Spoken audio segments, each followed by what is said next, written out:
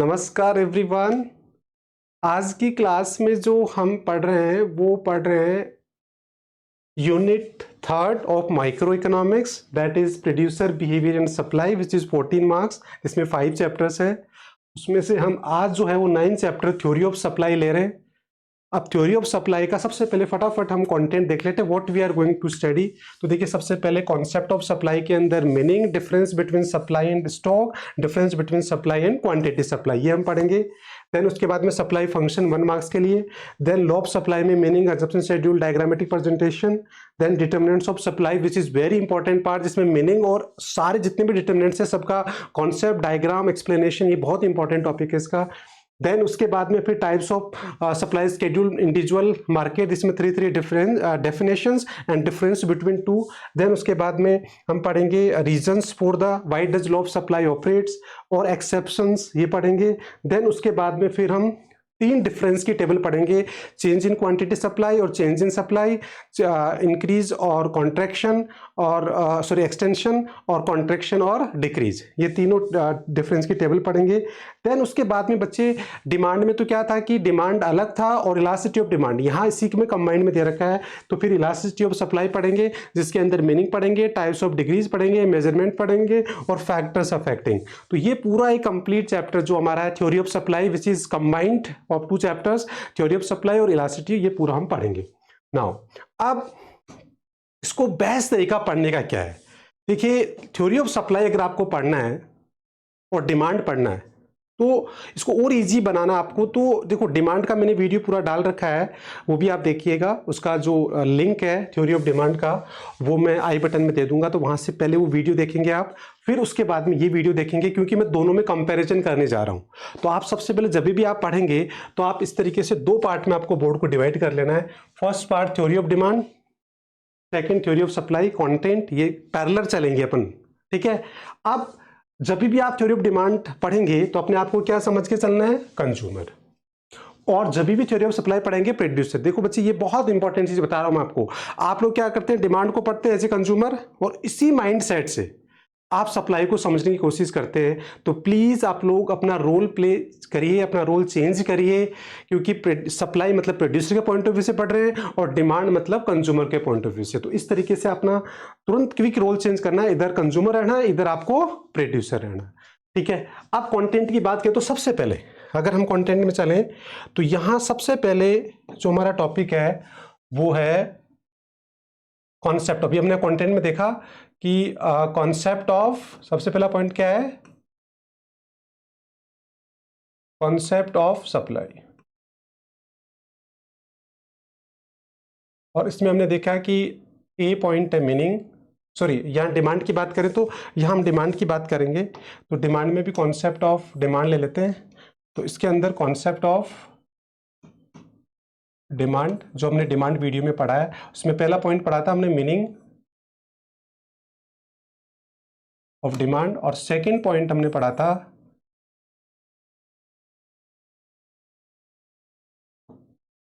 Meaning of quantity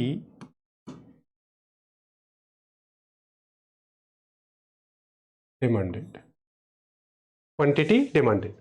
और फिर C point हमने पढ़ा था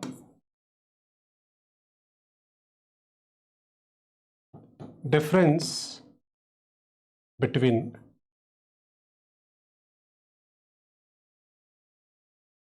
डिमांड एंड क्वांटिटी डिमांड। ये हमने 3 पॉइंट पढ़े, इसका वीडियो आप देख लेना पूरा। सेम इसी सेंस में हम अब यहां पढ़ेंगे, तो यहां भी हम सेम लेंगे और यहां हम ले लेते हैं वही 3 पॉइंट यहां ले लेते हैं।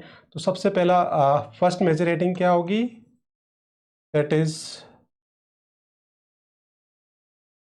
Concept of supply. सबसे पहला क्या हो गया? Concept of supply. नाउ अब उसमें भी देखिए A point meaning of supply, second point meaning of stock, third point, meaning of quantity supply. तो तीनों का डेफिनेशन पढ़ेंगे, फिर इनमें डिफरेंस करेंगे। तो डी पॉइंट क्या है?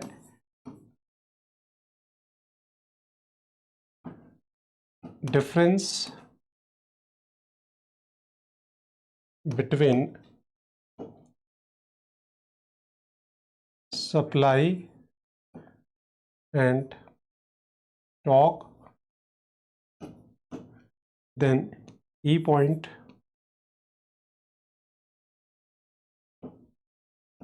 difference between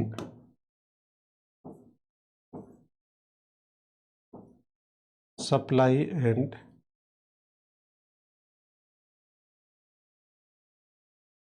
quantity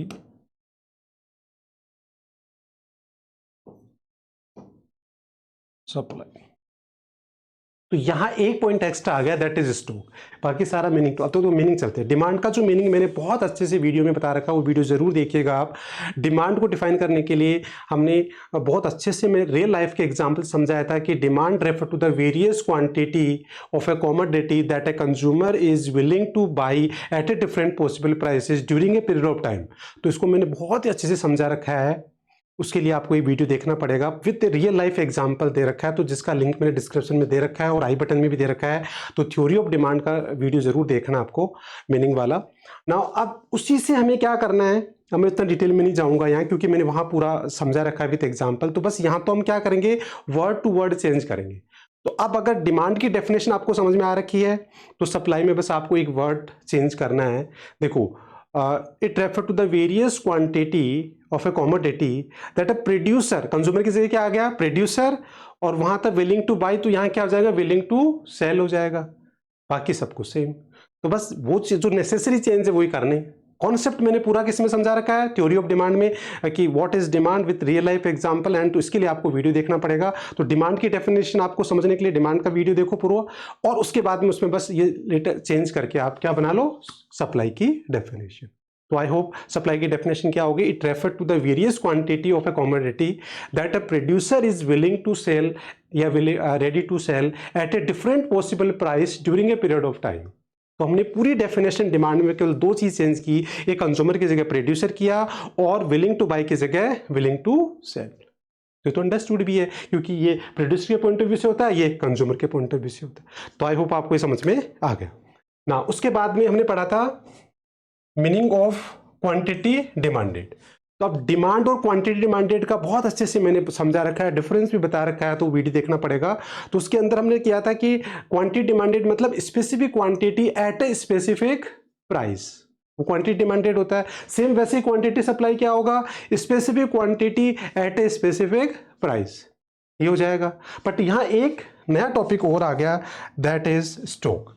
तो हम इन तीनों को एक साथ समझ लेते हैं, सप्लाई और स्टॉक, तीनों वर्ड को हम समझ लेते हैं। तो देखो, सप्लाई आपको समझ में आ गया, स्टॉक मतलब total volume of goods and services produced by the producer, और क्वांटिटी सप्लाई मतलब specific quantity at a specific price. तो देखो, सप्लाई और क्वांटिटी सप्लाई को समझने के लिए तो आपको डिमांड का वीडियो देखना पड़ेगा, क्योंकि उसमें डिमांड और क्वांटिटी डिमांडेड समझा रखा है, बस उसमें कुछ नेसेसरी चेंज करना है और वो आपको समझ में आ जाएगा। तो वहां मैंने डिटेल में समझाया है। अब मैं स्टॉक और इन तीनों को एक साथ समझा देता हूं एग्जांपल से। सपोज कोई भी एक्स वाई कंपनी है, एक्स वाई कंपनी ने टोटल गुड्स प्रोड्यूस की, सपोज 10 गुड्स प्रोड्यूस की। फॉर एग्जांपल इसे पहले प्रीमियम प्रोडक्ट ले लेते हैं हम, और 10 गुड्स उन्होंने प्रोड्यूस की। अब वो जो 10 गुड्स प्रोड्यूस की, टोटल गुड्स, उसमें से उन्होंने क्या किया, 2 units for the self consumption रख लिया, और 8 यूनिट्स उन्होंने मार्केट में ऑफर कर दिया, और वो 8 यूनिट्स अलग अलग आउटलेट पे जाके डिस्प्ले में लग गई, और end of the year 6 units sold हो गई। तो अब इस केस में 3 चीजें होगी, टोटल प्रोडक्शन कितना हुआ 10 यूनिट्स, मार्केट में कितना ऑफर हुआ 8, और end of the year cell कितना हो गया 6। तो अब आपको इसमें से निकालना है कि सप्लाई क्या है, स्टॉक क्या है, और क्वांटिटी सप्लाई क्या है। देखिए बच्चे, सप्लाई और स्टॉक की बात करें तो जो टोटल वॉल्यूम प्रोड्यूस हुई वो स्टॉक होता है इकोनॉमिक्स में, तो वो है 10, और जो कुछ मार्केट में ऑफर हुआ क्योंकि डेफिनेशन में हम ये पढ़ते हैं कि supply is a various quantity that a producer is willing to sell at a different possible prices. तो मार्केट में जो ऑफर हो गया वो सप्लाई दैट इज 8। तो आई होप ये समझ में आ गया। अब इसको हम ऐसे ही बोल सकते हैं कि what is supply? Supply is that part of stock which is offered in the market. ये सेकंड डेफिनेशन हो गई सप्लाई की। और स्टॉक मतलब total volume of goods and services produce in the market. तो मैंने एग्जांपल से आपको समझा दिया। क्वांटिटी सप्लाई जो है वो बेसिकली क्या होता है? That is part of supply, मतलब specific quantity as a specific. तो इसको ऐसे अगर हम समझे तो ऐसे समझ सकते हैं, जैसे सपोज ये शेड्यूल ले लिया आपने, यहाँ ले लिया PX और यहाँ ले लिया SX। तो अगर आप कहोगे कि 1 2 3 1 2 3, इसको टेबल से हम समझ सकते हैं। तो जैसे मैंने डिमांड में भी समझा रखा है, डिमांड और क्वांटिटी डिमांडेड को, वैसे मैं सप्लाई को भी थोड़ा ब्रीफ में बता रहा हूँ, बाकी आप वहाँ से देखोगे समझ में आ जाएगा। तो यहाँ देखिए, अगर मैं यहाँ बात करूँ कि इफ प्राइस इज 1 और सप्लाई इज 1, तो उसको बोलते हैं क्वांटिटी सप्लाई। मतलब specific quantity at a specific price, तो वो क्या हो जाएगा? सपोज ये प्राइस इज 2, सप्लाईज, तो ये पर्टिकुलर प्राइस पे पर्टिकुलर जो सप्लाई होती है वो क्या बोलते हैं? Quantity supply. और वेरियस प्राइस पे जो वेरियस क्वांटिटी होती है वो क्या होती है? तो ये सारी टेबल को मिला के सप्लाई हो गया, और इसमें पर्टिकुलर प्राइस पे पर्टिकुलर जो है वो क्या हो गया? Quantity supply. और स्टॉक मतलब टोटल वॉल्यूम। तो अब हम कह सकते हैं कि सबसे बड़ा कॉन्सेप्ट क्या है? स्टॉक। फिर स्टॉक का पार्ट क्या है? सप्लाई। और सप्लाई का पार्ट क्या है? Quantity supply. तो इस तरीके से भी हम समझ सकते हैं कि सबसे narrow concept quantity supply, then supply, then stock. तो stock is a wider concept, then उसके बाद फिर क्या आ जाएगा? सप्लाई, और फिर क्वांटिटी सप्लाई। तो इस तरीके से हम समझ सकते हैं तीनों को। अब आपको इनमें डिफरेंस करना है। तो बच्चे देखो, यहाँ थोड़ा स्मार्टनेस दिखाना आपको। डिफरेंस करने के लिए आपको करना क्या है कि इसमें बेसिस ले लो। जैसे सबसे पहले हम डिफरेंस करते हैं सप्लाई एंड स्टॉक में। तो देखो, आप 3 बेसिस ले सकते हैं। आप क्या करेंगे? आप एक टेबल बना लो यहाँ, और टेबल बना के आप इस पे डिफरेंस कर सकते हो। तो देखिए, ऐसे आप टेबल बना लेना, मैं आपको हिंट दे रहा हूँ। यहाँ लिख लेना बेसिस, और यहाँ लिख लेना स्टॉक, और यहाँ लिख लेना सप्लाई। अब सबसे पहला बेसिस आप क्या बना सकते हैं? मीनिंग। तो already we have discuss. Second हम जो बेसिस ले सकते हैं वो लिख सकते हैं कॉन्सेप्ट। तो which one is the wider concept? Supply is the wider concept and stock is narrow concept. ठीक है। तो मीनिंग का बेसिस देखो, मीनिंग के बेसिस पे हो जाएगा सबसे पहला on the basis of meaning, जो already we have discuss, then concept, then उसके बाद क्या आएगा? वेरिएबल।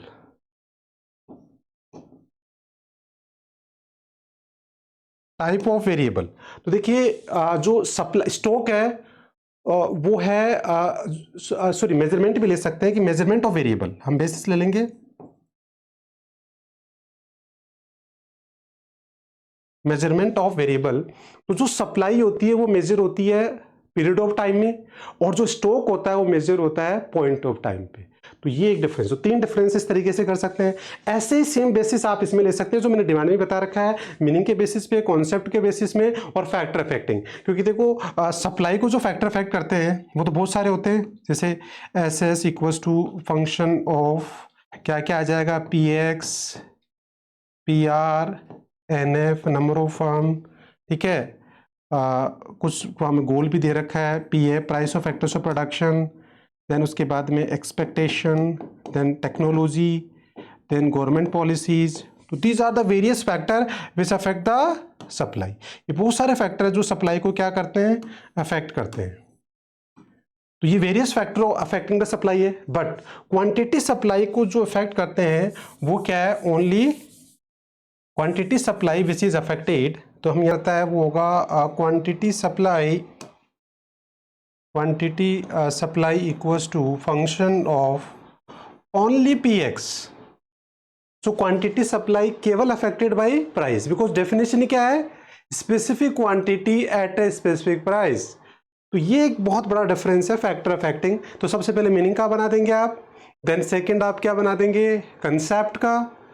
तो which one is the wider? Supply is the wider, and because it's include the quantity supply, and quantity supply is narrow concept because it's a part of supply. Then factors affecting में आप equation लिख सकते हैं और ये आप difference बना देंगे। तो आई होप ये दोनों डिफरेंस भी हो जाएंगे। तो ये आप बच्चों, आप लोगों को जो सप्लाई है वो इस तरीके से पढ़ना है। ये बहुत ही सही तरीका है। ऐसे अगर आप कंपेयर करके अगर सप्लाई पढ़ेंगे, बिलीव मी, आपको this is smart study, because एक चैप्टर पढ़िए और दूसरा डेवलप करिए। This is the right way to study. तो आई होप आप लोग इस तरीके से इसको पढ़ेंगे और आपको समझ में आ जाएगा। नाउ ये कंपेटिव पूरा चैप्टर ही आपको ऐसे पढ़ना है। अब हम आगे चलते हैं next topic, that is supply function, demand function. जैसे यहां हमने पढ़ा था डिमांड फंक्शन, क्या पढ़ा था? नेक्स्ट टॉपिक हमारा मेजर हेडिंग क्या थी? Now the next major heading वो थी, मेजर हेडिंग लिख लेते हैं हम, that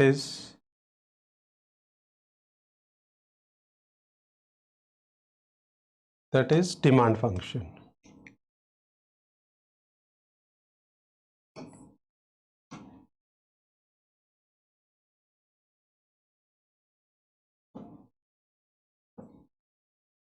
demand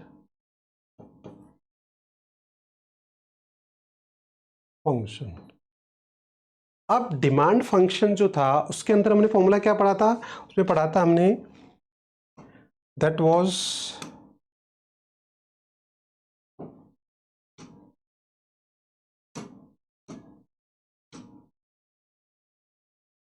dx equals to function of px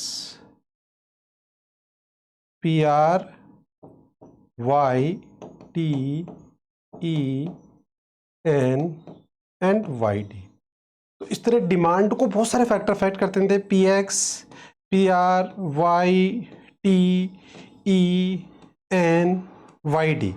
तो there were various factor affecting the demand. वैसे ही बहुत ही सप्लाई को भी बहुत सारे फैक्टर अफेक्ट करते हैं। उस डिमांड फंक्शन क्या होगा? हमने पढ़ा था कि it was a functional relationship. क्या था? Functional relation between the supply and demand.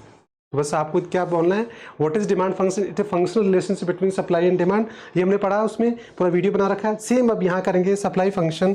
तो सप्लाई फंक्शन क्या होगा? नेक्स्ट इसमें जो मेजर हेडिंग होगी वो होगी सप्लाई फंक्शन। तो यहाँ एक मेजर हेडिंग हम लिख लेंगे, supply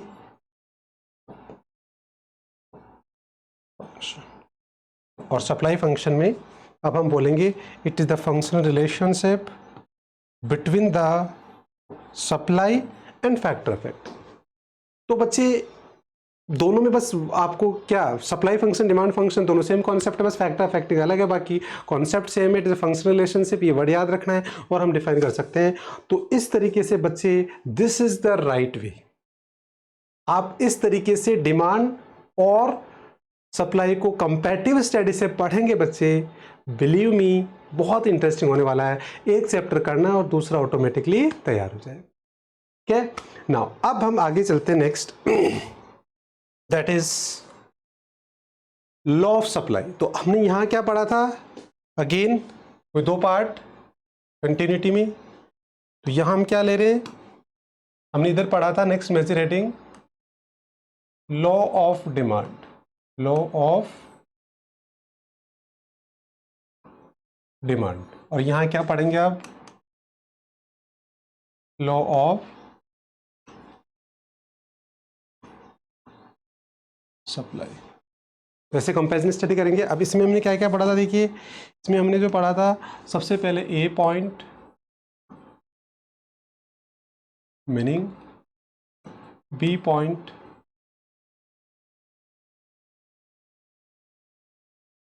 assumptions, C point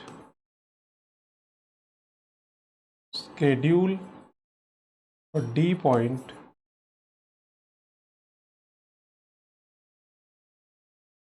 diagrammatic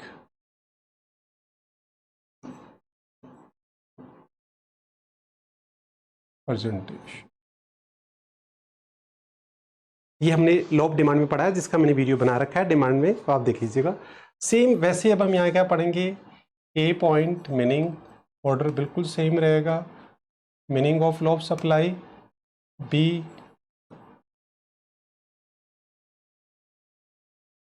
assumptions C schedule D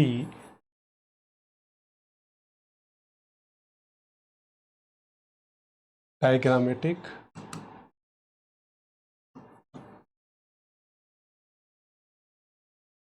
percentage. तो बस एक टॉपिक पढ़ना है, दूसरा हमें कंपेयर करना है। तो लॉ ऑफ डिमांड आपने पढ़ा है, उसका वीडियो में बना रखा है। वैसे ही अब लॉ ऑफ डिमांड क्या था, लॉ ऑफ डिमांड का जो फॉर्मूला होता है वो क्या होता है, देखिए लॉ ऑफ डिमांड के अगर हम फॉर्मूले की बात करें तो क्या होता है, dx equals to function of px, बाकी फैक्टर तो कांस्टेंट रहते हैं। तो प्राइस बढ़ेगा, डिमांड क्या होगा, कम होगा, देयर वर इनवर्स रिलेशनशिप। ये हमने लॉ ऑफ डिमांड में पढ़ा था। सेम अब यहाँ क्या हो जाएगा, एस एस इक्वल्स टू या quantity supply of X, commodity equals to function of P X. बस यहाँ पॉजिटिव रिलेशनशिप है, ये बढ़ेगा ये भी बढ़ेगा, देयर विल है पॉजिटिव। तो ये प्रोड्यूसर के पॉइंट ऑफ व्यू से क्या होगा, प्राइस बढ़ेगी तो सप्लाई बढ़ेगी, और कंज्यूमर के पॉइंट ऑफ व्यू से प्राइस बढ़ेगी तो डिमांड क्या होगी, डिमांड जो है वो कम होगी। तो यहाँ इनवर्स रिलेशनशिप है और यहाँ पॉजिटिव रिलेशनशिप है। तो बस यही फर्क है। तो अब हम बात करेंगे, जैसे हमने पढ़ा था वैसे इसको डेवलप करेंगे। तो what is law of supply, सबसे पहले मीनिंग पे चलते हैं वन बाय वन। तो मीनिंग क्या होगा, सबसे पहले अगर हम मीनिंग पे चले तो law of supply it means if other things remain constant price increases, quantity supply क्या होगा, कॉन्ट्रैक्ट, एंड वाइस वर्सा। तो if price decreases then quantity supply contract. देखो प्रॉपर डेफिनेशन क्या होगी, if other things remain constant, if price decreases then quantity जो supply है वो contract होगी, एंड वाइस वर्सा, प्राइस बढ़ेगी तो उसका एक्सटेंशन होगा, इंक्रीज होगी। तो I hope vice versa word भी यूज कर सकते हैं। तो डेफिनेशन हो गई। देन उसके बाद में ये इक्वेशन हो जाएगा। देन उसके बाद में अजम्पशंस, अजम्पशंस में क्या होगा, आपने देखा होगा कि जो सप्लाई है उसको बहुत सारे फैक्टर अफेक्ट करते हैं। अभी हमने पढ़ा था सप्लाई फंक्शन में P X, P R, N F, government, P F, G, G P E, और सॉरी तो हम प्रॉपर ऑर्डर में रख लेते हैं। तो पी आ गया, देन टी आ गया, एक्सपेक्टेशन आ गया, और गवर्नमेंट पॉलिसी। ऐसे सप्लाई को बहुत सारे फैक्टर अफेक्ट करते हैं। तो अब हमें क्या करना है, जब लॉ ऑफ सप्लाई पढ़ना है तो बाकी फैक्टर को क्या रखना है, कांस्टेंट। तो ये अजम्पशंस में ये बनेंगे, ये सारे फैक्टर, प्राइस को छोड़ के बाकी फैक्टर क्या रहेंगे, कांस्टेंट। ये हमारी क्या बन जाएगी, अजम्पशंस बन जाएगी। तो अजम्पशंस में प्राइस ऑफ रिलेटेड गुड में, number of firms, goal of firm, price of, ये सारे फैक्टर को क्या करना है, अज्यूम करना है। स्केड्यूल, अब इसका स्केड्यूल बहुत ईजी है। देखिए अगर इसका स्केड्यूल आप देखेंगे तो बहुत ईजी तरीके से आप बना सकते हैं। यहाँ आप लेंगे पी एक्स, यहाँ लेंगे एस एक्स, ले लेंगे 1 2 3 3, और ये पॉजिटिव रिलेशनशिप होता है। तो यहाँ आप क्या करेंगे,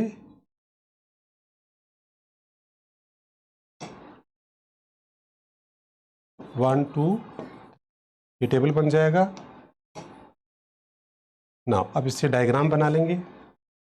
देखिए डायग्राम बनाने के लिए हम क्या करेंगे, वेरी सिंपल, अब सप्लाई का डायग्राम। वैसे डिमांड का हम पहले डिस्कस उधर कर सके, यहाँ सप्लाई का बना लेते हैं। यहाँ क्वांटिटी सप्लाई, यहाँ प्राइस 1 2 3, इक्वल 3 पार्ट में 1 2 3, यहाँ भी इक्वल पार्ट में 1 2 3 1 2 3। अब क्या करेंगे, प्लॉटिंग कर देंगे। प्लॉटिंग के लिए हम नाउ 1 प्राइस, क्वांटिटी सप्लाई 1 2 2 3, तो हो जाएगा सप्लाई। ये कंप्लीट हो गया, मीनिंग हो गई, एजम्पशंस होगी, स्केड्यूल आप बना सकते हैं कोई भी डेटा लेके, position, schedule, diagrammatic presentation, explanation. ये पूरा लॉ ऑफ सप्लाई होगा, जिसको प्रॉपर अब हम नोट से देख लेते हैं सारी चीज़ें। तो देखिए शुरू से अगर आप देखोगे नोट से, आप चाहो तो स्क्रीनशॉट ले सकते हैं। तो देखिए सबसे पहले आप इसमें ये मीनिंग दे रखा है सप्लाई का proper, then important 2 points of apply to supply ये दे रखा है, then difference between supply and ये दे रखा है, ये सारा आप स्क्रीनशॉट ले सकते हैं। देन उसके बाद फिर ये सब मैंने आपको डिस्कस कर लिया है। देन उसके बाद difference between supply and quantity supply, जिसमें हमने आपको टेबल बनाना सिखा दिया है। देन उसके बाद फिर सप्लाई फंक्शन, ये भी प्रॉपर बता दिया आपको सारा कंप्लीट। देन उसके बाद में लोब सप्लाई, तो ये जो हमारा लास्ट टॉपिक था लोब सप्लाई, इसमें मीनिंग दे रखा है, ये इसका इक्वेशन दे रखा है। इक्वेशन में अब देखिए यहाँ आपको क्या करना है, पॉजिटिव रिलेशनशिप है, there is a positive relationship, बताना है ये बढ़ेगा ये भी बढ़ेगा एंड वाइस वर्सा ना। उसके बाद फिर नेक्स्ट ये अजम्पशंस आ गई, प्राइस को छोड़ के बाकी फैक्टर कांस्टेंट रखा है। देन उसके बाद में शेड्यूल का मीनिंग आ गया, कर्व का मीनिंग आ गया। 1 मार्क्स में आते हैं स्लोप ऑफ सप्लाई कर्व, ये हमें भी डिस्कस कर लेते हैं। और ये शेड्यूल, डायग्राम और एक्सप्लेनेशन ऑफ डायग्राम, ये पूरा कंप्लीट हमारा लोब सप्लाई तक कंप्लीट हो गया है आज की क्लास। अब बच्चे अगर आपको स्लोप की बात करें तो वैसे देखो डिमांड में मैंने पूरा स्लोप का समझाया, यहाँ भी बता स्लोप का मतलब ही क्या होता है, चेंज अलोंग द कर्व। तो अब जैसे आपको स्लोप निकालना है तो यहाँ क्या करेंगे, 2 पॉइंट लेंगे और इसमें क्या कर देंगे, परपेंडिकुलर अपॉन बेस। तो ये परपेंडिकुलर हो गया, ये बेस हो गया, तो ये डेल क्या हो गया, सप्लाई, और ये डेल पी। तो क्या हो जाएगा, स्लोप ऑफ सप्लाई कर्व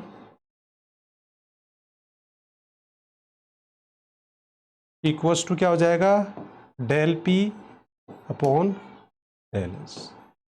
और डेफिनेशन प्रॉपर लिखना है तो वो दे रखी है नोट्स में, और बाकी हम बोल सकते हैं स्लोप का मतलब change along the curve, it is the rate. चलो तो इस स्लोप के बारे में हो गया, तो 1 मार्क्स में आप ये भी कर सकते हैं। तो ये आज ही क्लास का हमारा टॉपिक खत्म हो गया। That's all for today, thank you so much.